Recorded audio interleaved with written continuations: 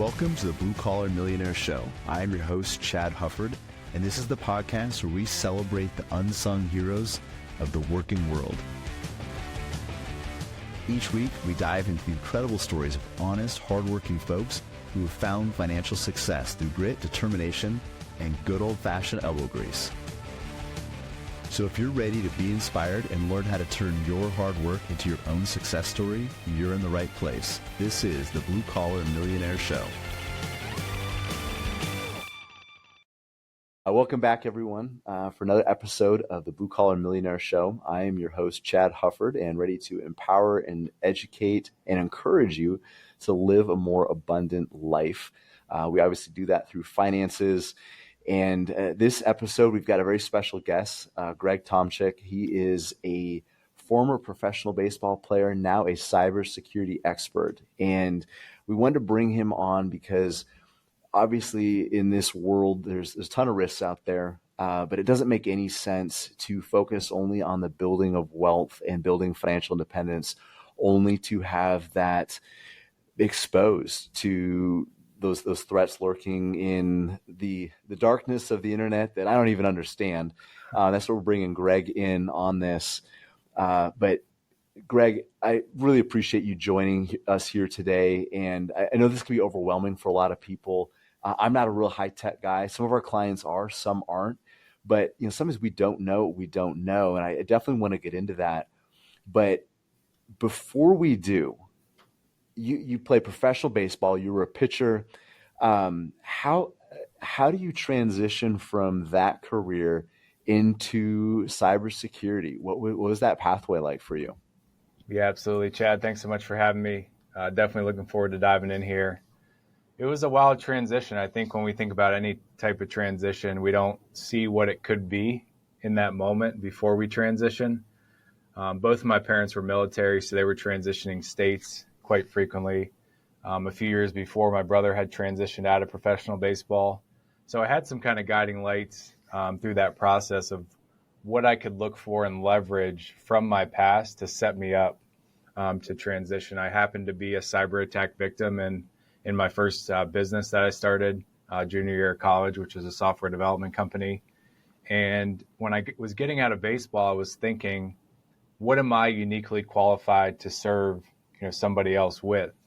And, I thought about my most painful moments, losing a sibling, transitioning out of baseball, almost failing out of school, and then that cyber attack. And it kept popping up as, this cyber security thing, this cyber attack kind of interests me on ways I could potentially help other people prevent it, right? Just like from the financial side, when you see things, things crash, you always wonder how you could prevent somebody from going through that situation and acting proactively. So once I got out of baseball, I found a mentor that was, one of the kind of trendsetters, kind of foundational individuals to cybersecurity in the defense contracting space at the time, and was able to kind of link my belt loop to his and set me on a path to eventually want to get back to that entrepreneurial, leadership role. But I had to go through multiple, companies and experiences, and was able to help over 1,000 people get through the disaster of a cyber attack and help right around 250 companies prepare proactively. And that's really why I ended up starting Valor Cybersecurity, was to help people proactively get out in front of it before the bad happened, because I know how painful that was for me. I was with Ed Milet last week, and one of the things he mentioned was we are most qualified to help the people we once were. So how big of a part did that play? You being a victim of cyber attack, knowing what it feels like, feeling vulnerable, feeling exposed, wondering what next. I mean, you mentioned several things: losing a sibling, the transition out of baseball. Obviously, this hit during a very vulnerable time already. That must have given you kind of that feeling of not just fear and anxiety, but probably helplessness. How much did that play into you wanting to make sure people didn't have to experience what you went through? Yeah, all the above feelings wise. I think when we hear the word attack, and when we hear something that we don't understand, like the digital world and all the layers of it there are, it makes us feel exposed. It makes us feel vulnerable. And then when it actually happens to you, it's like the whole puzzle of your life that you've been building just gets swiped off the table by somebody, and you're trying to pick up the pieces, but maybe your arm isn't long enough. And that's what I felt, because I didn't build a network of people that knew what cybersecurity was that could help me. So I was calling around while the fire was on, watching everything I built for 2-3 years kind of burn to ashes, and there were no firefighters to call. So I knew that day, and then the days that preceded, I knew I wanted to be that person people could call right when the fire started, and we could send experts to get there before the whole business or proverbial house was burnt down. And we've been able to do that for many companies and learned a lot of really incredible things along the way. Well, I like what you said too about being proactive, because it's not just about helping fix a problem once it's there, it's preventing the problem from ever happening in the first place. And that's one of the big value propositions that we offer to the folks we work with, is preventing financial mistakes before they happen. So it's like an insurance policy that doesn't just repair the damage, it prevents the damage from happening in the first place. Yeah. And a lot of times we're protecting sometimes our clients from ourselves, from panic, from losing sight of their long-term goals, from getting spending habits out of control, helping people to protect themselves from other things, but also protect themselves from themselves at some point. Yeah. But it's that proactive mindset where it can be kind of hard too. It's like it's hard to navigate the value of something that never happened, right? It's like if you see nice clean streets, you're like, why do we need street sweepers and garbage men? There's nothing out there. But that's kind of like you, is to make sure that you're doing the work behind the scenes so the garbage never ends up on the streets. And I want to get into some of those proactive steps that people can take. But you're working on both sides of this. So one is making sure that the problems never manifest to begin with, and the other is mitigation if that attack does happen. Is that correct? Am I understanding that? Yep, that's exactly correct. And taking all those lessons learned from the mitigation and helping people be better prepared in that whole life cycle. Absolutely. There's I can't remember the person who quoted this, or the original author of this quote, but basically, you need to learn from other people's mistakes because you probably can't afford to make them all yourself. Right. And that's kind of what you guys do, is you help others learn from the mistakes, the attacks that other people have experienced. And the reason I want to have you on is obviously we're about building financial independence, and that isn't just a monetary thing. Part of it is a mindset shift. I mean, I know people that are worth $10, $20 million that still live in scarcity. So I want people to have confidence that they are protected. But at the same time, we also don't want to put all our emphasis into building this portfolio, building this wealth, and then not protecting it. One of the things, the metaphors we use, Greg, is this analogy of building a financial house. And we have a blueprint and a process, and it guides us through. But we don't want to build this beautiful financial house and leave the gate open, leave the front door open to cyber predators. So what are some of the steps people can take to protect themselves? And I guess I want to start with this, is risk mitigation. And in finances, obviously risk is a big word, but a lot of times investors, they fight the wrong dragon. They address the wrong risks. And I'll just give you one example, Greg, is people are very worried about volatility. Nobody wants to see their account go down 5, 10, 15%. It gets their attention. It's very obvious. That's what the news has us focus on. But what we remind people is the declines are temporary, as long as you ride them out. The much bigger risk is long-term, permanent loss of purchasing power due to inflation. It's slow, it's subtle, it happens behind the scenes. It doesn't grab your attention. It did a little bit a couple of years ago, but it's not something that necessarily forces you to pay attention right now, but it's something that can absolutely destroy your net worth if you don't have a plan to account for inflation. So that's just one example of how investors, again, they fight the wrong dragon. They're not focused on the right risk. and there's often risks in the background lurking that cause far more damage. Do you see that in the cybersecurity space as well? Absolutely. Yeah, I think a lot of people, there's a lot of, we call them silver rabbits, so things that look attractive to spend money on, from a how do we mitigate this? And it's like the hot topic in marketing, like they're just spending money everywhere, trying to make themselves feel more certain, more secure.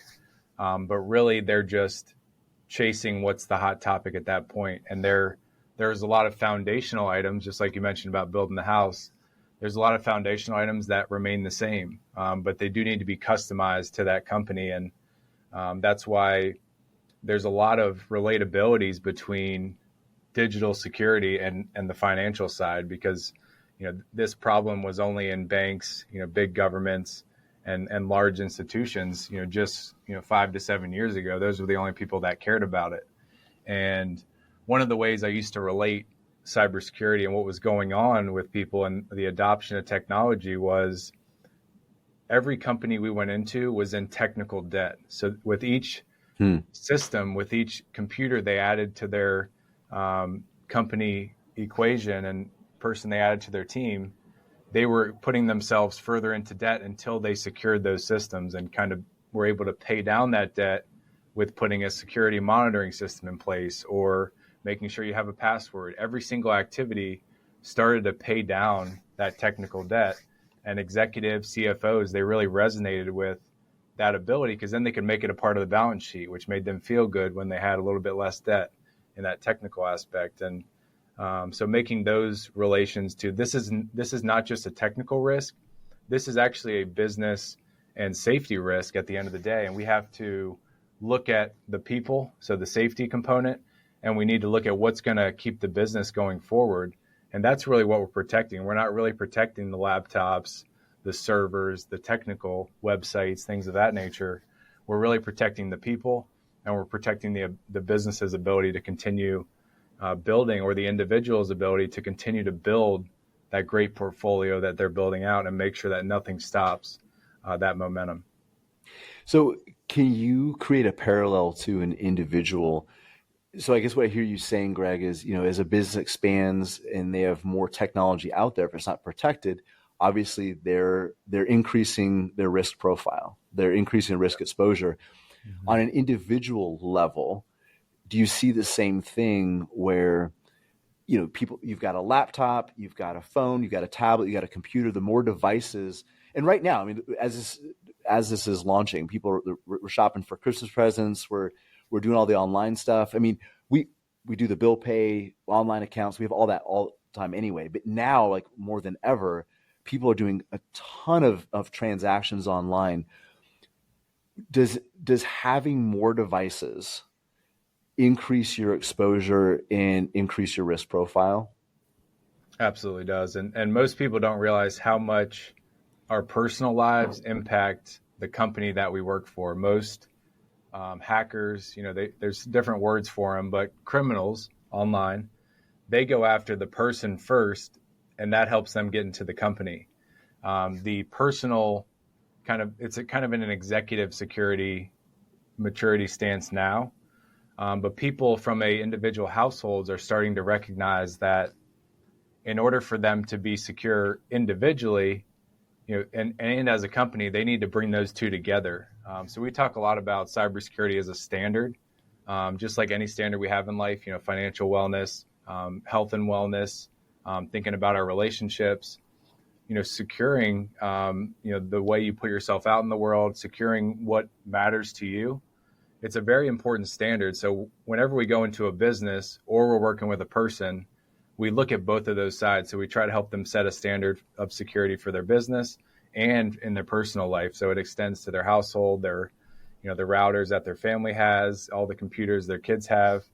It's really all across the gamut because, like you said, Chad, as each time they add a device or their kid gets a new iPad, that's a new front door for somebody to walk right in and have access to everything under that household, and eventually maybe the company or the organization that the individual works for. So on a personal level, you'll say a family, like you said, Greg, what are some of the risks that you see as very obvious, impactful risks that are commonly missed by individuals because they're focused on the wrong things, or they're maybe watching the wrong risks? Yeah, it definitely starts with what do you value? Most people value their bank accounts, retirement accounts, kids' private information, access to cyberstalk or like mentally manipulate their kids. That's a huge one nowadays. I hear from a lot of executives and parents that if somebody now has my kid's phone number and they can kind of manipulate, send them texts, putting them down and things of that nature, those are real risks that a lot of parents are concerned about. And because our information's all out there now, there's ways to delete that off the internet. And I can send those resources to you to send to your community here. But right now, every time you log in, you put your information into Facebook to register for a new account, that information gets sold to a data broker and people buy from that data broker your information over and over again. So I think it's just understanding where your information is and then making sure you have multi-factor authentication. That's a pretty rudimentary foundational aspect. For those of you that don't know what that is, it's basically you can set it up with any bank or institution you have to get a code when you log in, and that code is specific to you and your device. So that minimizes an attack from happening about 85, 90%. So that's a huge one. The deed to your house. There's a lot of the things you probably talk about with your clients that they want to protect. All of that stuff is now digital. Some people can only access it digitally. And imagine going to sell your house and somebody else, transferred the deed 2 years ago of your house and nobody notified you. And now, the house you bought 20 years ago is no longer legally in your name. You have to go to court and spend a bunch of money. So I think those types of things are critically important. And you want to make sure to kind of build a fort around that. Like you mentioned, I think it's directly in alignment with their financial fort. Thinking about this as kind of a layer on top of that helps protect, kind of gives the shield around the house proverbially. And they're very simple things that can be put in place. It just takes a little bit of time to either consult with somebody like us or do the research online to be able to put the things in place, because the devices you get at home or in the office, the routers that Verizon or Cox or whoever your internet service provider provides, they're not secure by default. So you're basically opening up your whole household to anybody to be able to see, the website you're going on, the password you're typing in, the usernames, all of that stuff's wide open unless you take some type of targeted action. And that's what we really encourage everybody to do today is take some action. Don't be kind of in that stance of inaction, because you're getting into further technical debt by the day.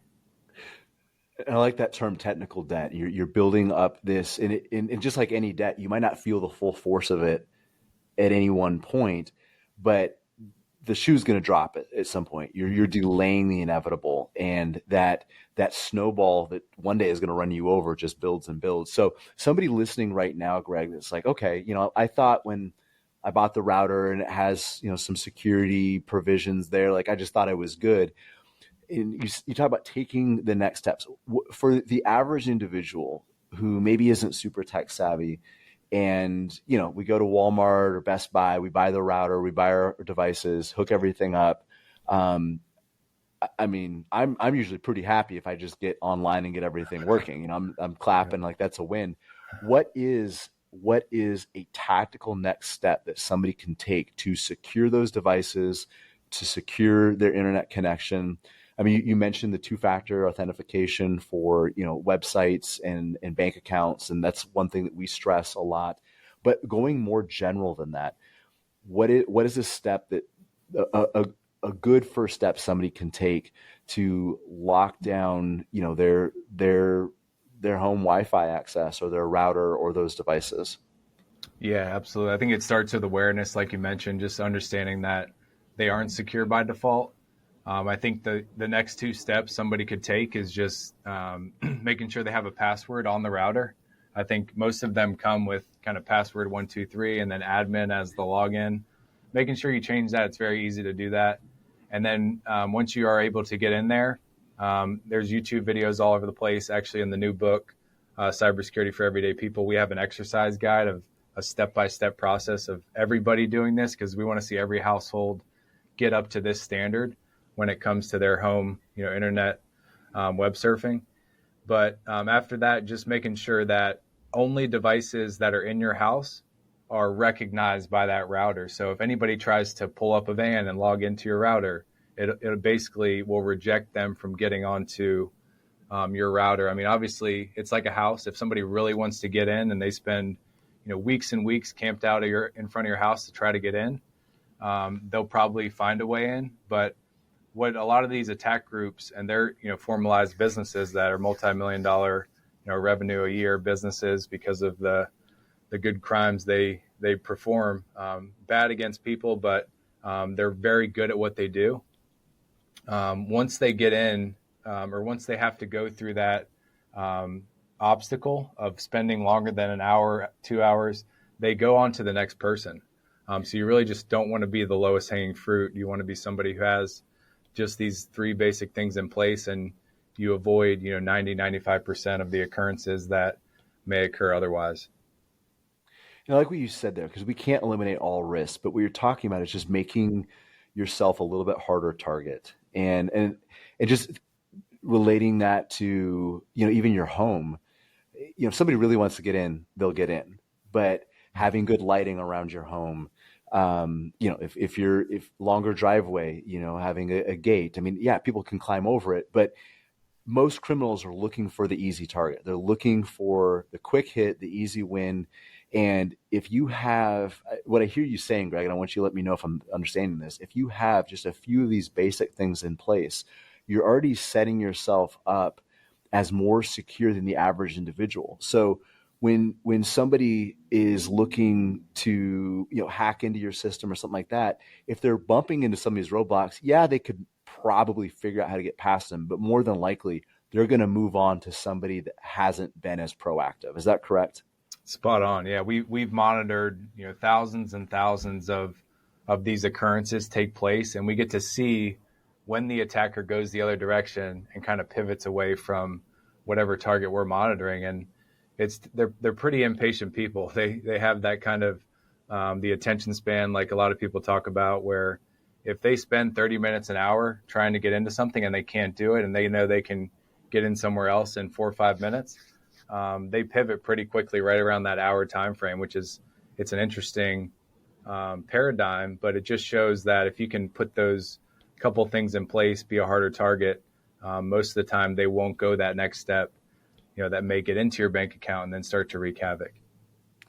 And we have a lot of law enforcement to listen, and some of these guys are chuckling, guys and gals, because they know what this looks like, how somebody going up to a house, and it doesn't take a ton to determine, because they're not really targeting that house. They're looking for the low-hanging fruit. You already said that, and just some really basic things people can do. So you mentioned those three things. We've kind of circled around them, but can you just I want to talk about your book for just a minute. Before we get there, can you just, starting with the two-factor authentication, kind of go over those three main points that people can, or I guess three main actions people can take to easily and conveniently make themselves a harder target? And then I want to jump into your book for a few minutes. Absolutely. Yeah. So make sure you have a password on all your accounts. That's pretty common nowadays. Two-factor authentication, which is available through, all of your banks, all of your retirement services, all of the social media accounts, all of the things that are more sensitive. They'll have the ability in your settings to be able to go in and click that on. And then, ask your internet service provider. Sometimes they'll turn on those, kind of making sure what computers are on your network. They'll turn that on for you. So once you start to fight for yourself and ask those questions, you can get it turned on pretty easily, or you can either check out the book that we'll discuss, or there's resources online, YouTube videos, things of that nature to kind of set that up in 3 to 5 minutes. But that's really going to eliminate a lot of the threats for the majority of people. If you get to a point where you want to do more than that, there's a lot of resources out there. You can reach out to me. I could send you free guides and things of that nature. But you have to get up to that point of knowing you have something to protect, and then starting the process on your own. It's kind of that inside out job. Once you're inside, like, I know I want to protect myself, then resources like myself, members of my team, or others in other great professionals in this industry will be, ready to help and kind of continue to help you upgrade as your lifestyle, as your business, as your portfolio changes. And you already mentioned the book, and I want to. This is Cybersecurity for Everyday People, and it's brand new, launched December 1st, and that's the goal of this book, is to empower regular people that aren't necessarily tech savvy to make themselves a harder target. And I think it's perfect for our audience. Like I said, some are more technical than others, but we have a audience full of blue collar millionaires. They're people that have worked hard, they've worked diligently, they've persevered, they've been patient, they've built a great life for themselves. And just to be able to empower them to protect themselves. I mean, that's really who this book was written to. It's not people who are technically incredibly proficient, but it's just everyday people that can take some basic proactive measures to protect themselves from the unknowns that we've talked about. Absolutely. Yeah. It's something I'm extremely passionate about. It's kind of my manifesto for everything I've learned over the past about 8 years in this industry. I just remember the first time I put myself out as a cybersecurity expert. I think it was, registering my business on Google. And a few days later, I got a call from about a 70-year-old woman who had been cyberstalked for over 5 years, and she never had a resource.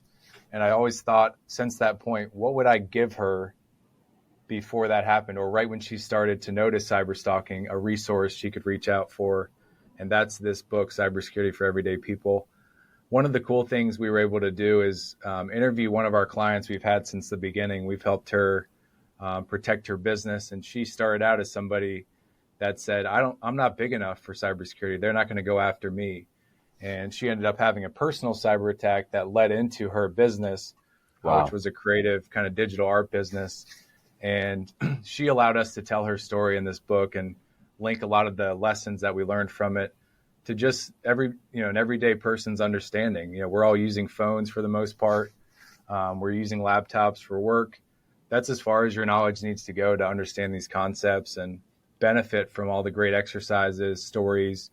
I tell a lot of stories about some of the people I used to chase in the cyber webs early on, and really take it out of that technical aspect. And it would really relate to the law enforcement folks who understand kind of that cat and mouse game, because I talk a lot about that and try to make it really entertaining for people to see the benefit of, once they do these simple actions, it really separates them from the rest of the crowd, both competitive advantage wise, knowledge wise, and it helps build what I call kind of that generational wealth, which part of it's financial, but a lot of it's also knowledge that we're able to transfer to current and future generations. And I think cybersecurity is one of those points of knowledge that everybody needs to understand at least a foundational level. And that's really what I wanted to put into cybersecurity for everyday people from the start. And just amazing how it's become this product, this community around it, of people who are starting to raise an eyebrow to say, this is knowledge I wish was out there in this format. And that's just a reflection back from the world saying this is something at least a subset of people need. And that's the only reason why I decided to write it. Well, I'm glad you did, and thank you for it, because I think there's a lot of people who don't know, and we're afraid of what's out there. We don't know how to protect ourselves. So I think a lot of folks just kind of stick their head in the sands and just cross the fingers and hope it doesn't happen to them. But now you're giving them actionable steps that they can take to prevent themselves from being a victim and to be proactive in protecting what they've worked so hard to build. So Greg, thank you so much for sharing that. Where can they find the book, and where can people get a hold of you if they want more information? Yeah, the best place to find me on LinkedIn, Instagram, Greg Tomchick on both of those platforms. You can also go to gregtomchick.com/links, and that's all of my links, has an access to the book, everything I put out into the world. Most of the things I put out are free of charge. That's just what I call my earth rent. And if you're ever curious and you get to a point where you're really interested in this space, I'm very accessible to reach out, be a support resource for you to either help you get a career in cybersecurity or protect all the great things you're building. All right. And just like Amazon, Barnes & Noble, where can they go for the book? Yeah, we actually are going to be through Ingram. So we're going to be Perfect. Amazon mainly is a great place to find it, Barnes and Noble, and then a few of the small bookstores in our local area. Perfect. Well, Greg, thank you so much for everything you've shared, and I know it's valuable information. And thank you for helping me protect our audience and for helping them be able to protect their families. Keep up the great work. Thanks so much for having me, Chad. I appreciate it. My pleasure. Thanks for listening to the Blue Collar Millionaire Show. We hope this episode has been inspiring and beneficial to you. If you want help on your journey to financial freedom, reach out to us at veritasalaska.com. We'd love to sit down over a cup of coffee with you, either here in our office or virtually, and get to know you and your needs. And though this podcast is free of charge, we do ask that you please do us two quick favors. If you enjoyed the episode, give our pod a great rating on iTunes or whatever podcast platform you use, and also give us a follow on Instagram. We hope you have a wonderful day filled with gratitude and intentionality. God bless. The information expressed is for general information only and is not intended to provide specific investment advice or recommendations for any individual. It is suggested that you consult your financial professional, attorney, or tax advisor with regard to your individual situation. Hypothetical investment results are for illustrative purposes only and should not be deemed a representation of future results.